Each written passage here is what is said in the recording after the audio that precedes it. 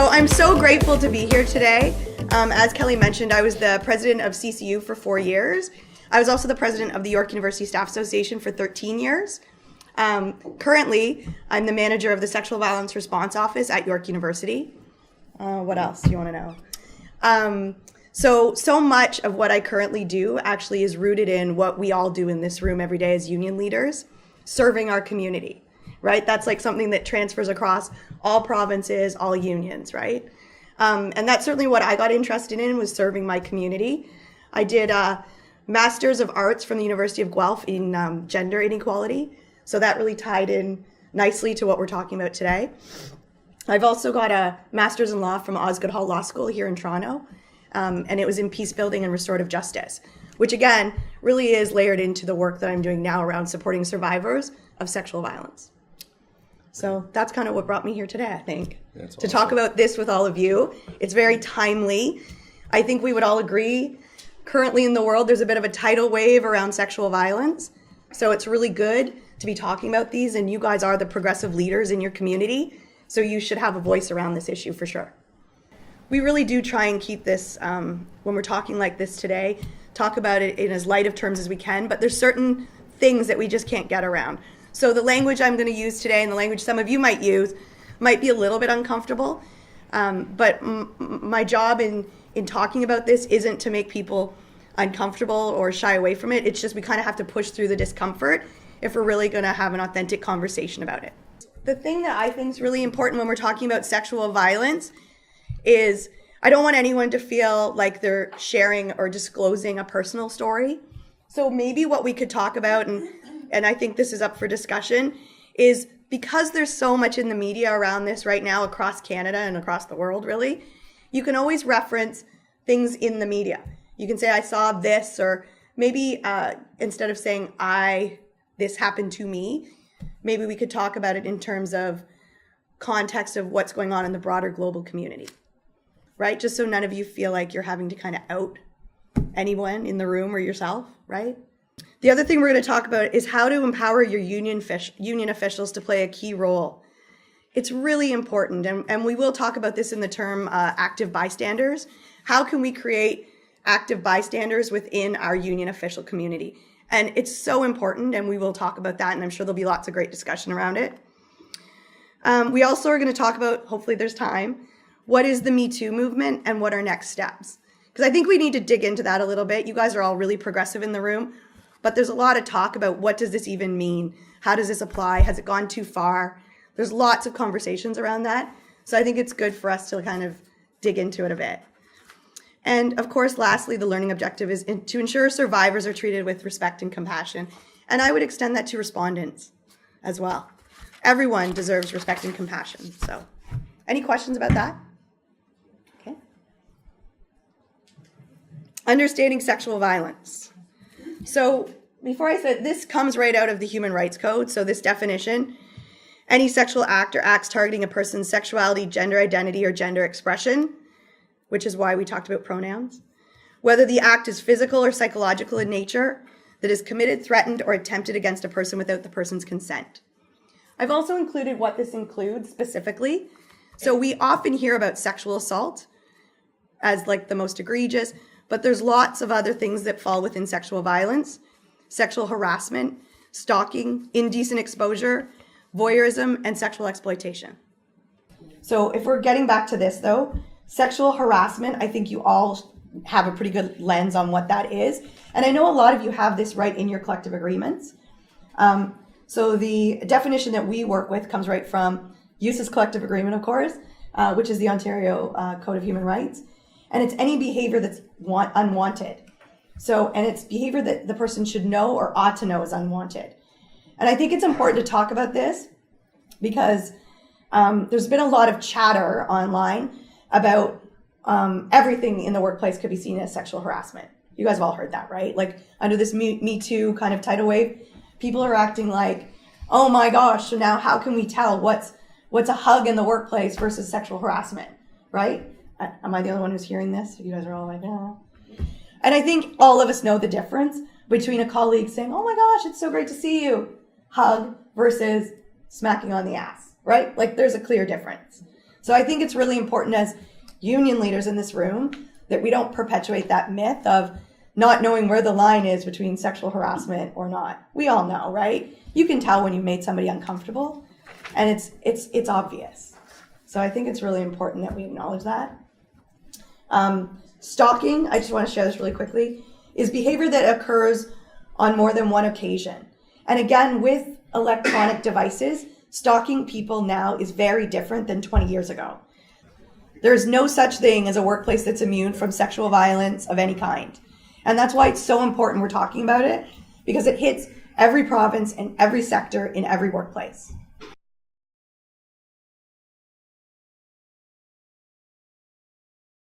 I think what's fair, I think it's been common for a long time. I think because of all of the social media platforms and because everyone has a smartphone, or most people, I don't know if anyone has a flip phone. If you do, I'm sorry. Because this is so common, we see and hear and know about it a lot more.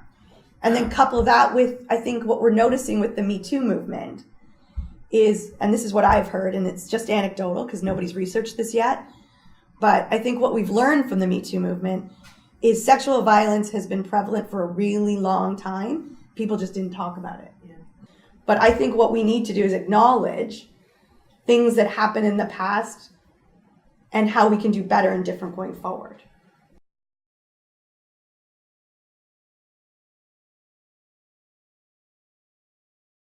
Thank you. I want to honor that and acknowledge that, because I think a lot of men specifically are feeling like, I don't really know where I fit into this conversation.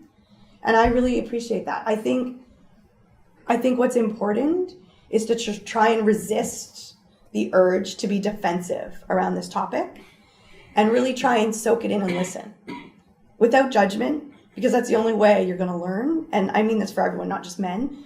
But I think there absolutely needs to be spaces in this conversation for men. And we are going to talk about that a little bit later.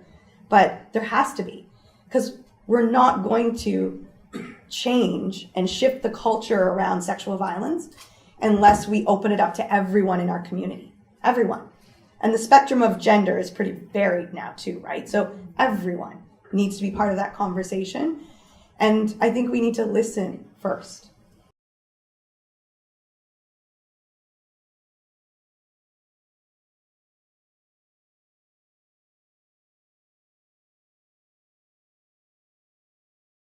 So what I would say, and I'm going to give you generic advice right now, but when we dig into the rest of my presentation, we are going to talk about how to receive a disclosure in very specific ways.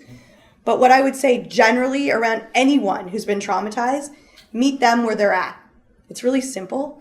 Take your cues from that person. You don't need to lead that conversation. Ask them how you can support them.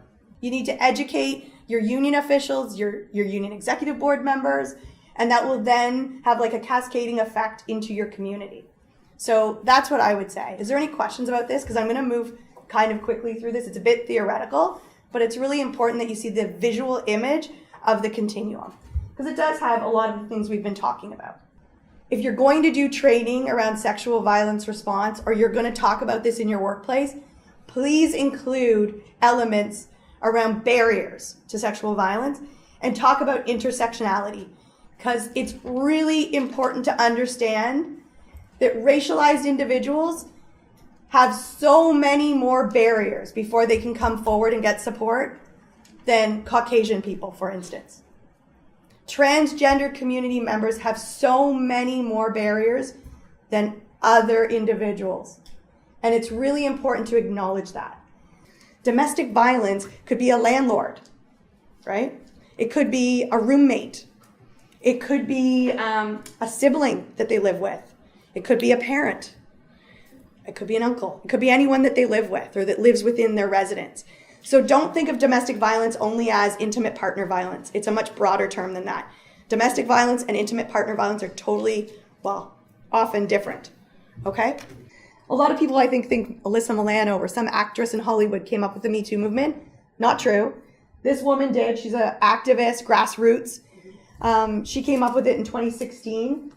And I'm just sharing that with you. I have a video, if anyone wants it, on her talking about the Me Too movement. What I will say is her key message about the movement that she wants people to know, that I feel compelled that you all need to hear, is the Me Too movement is not about targeting powerful men. It's about supporting survivors of sexual violence, making sure the most marginalized people have resources to start a healing process, and it's about making sure survivors are centered. Like, that just says it all. That's what this is about. And I think she does not get enough credit. And I could not do a presentation today on this without honoring her and her years of work. Like, she came up with this movement and this hashtag in 2016. She and so many other people have been doing this work for decades. So, like, if it were not for them, none of us, including myself, could be here if it were not for standing on their shoulders. So, like, I just need to do this work authentically, and in doing that, honor people like Tarana Burke. I just want to thank you all for your participation. I do appreciate your commitment to the labor community and beyond. And I'm so proud that I'm homegrown used to CCU and part of this club crew, because you guys do amazing work. And I'm very honored to have come from this community, and I'll always be connected to it. So I just want to thank you very much, because this is great work, and I'm so proud that you guys are going to carry this message going forward. So thank you. Thank you.